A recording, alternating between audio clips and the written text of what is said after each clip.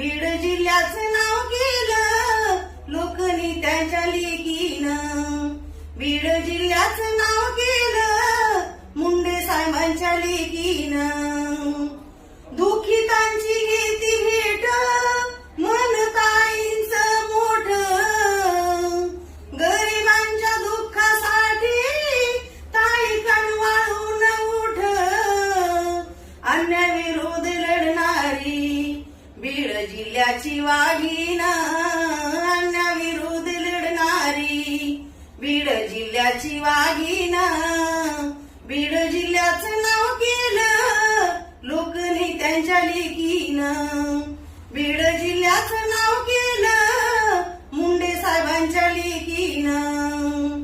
बापाच्या नावासाठी